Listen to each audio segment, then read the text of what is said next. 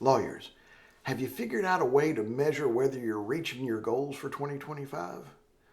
I know that's something I struggled with. When I was trying to build my practice over $1 million without working my hind end to a bone, I always struggle with, am I on top of things?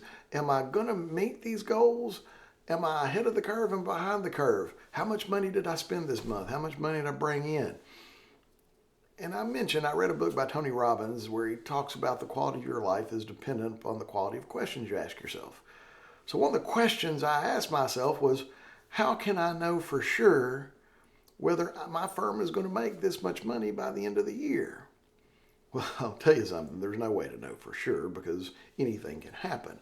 But I did figure out that if I would run a profit and loss statement every week, at the end of the week, it would tell me how I'd done that week and how I was doing year to date. And by doing that, I could track empirically what course I was on and whether I was on the right path to reach my goals. It would also send up all kinds of warning signs when something deviated from what it needed to be. If I was spending money on some kind of ad and suddenly it stopped performing, I became aware of it and I could make decisions to change course.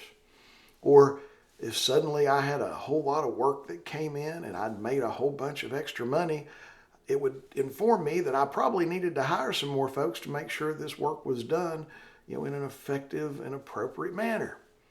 So by running this P&L every week, at the end of the week, it gave me guidance and direction on what I should do to ensure that I was on course to reach my goals by the end of the year. So I'm curious, what do you think? You willing to run a P&L every week? It's not hard. One button in your practice management software, your accounting software, all the information you need. I'm curious what you're going to do. Let me know in the comments.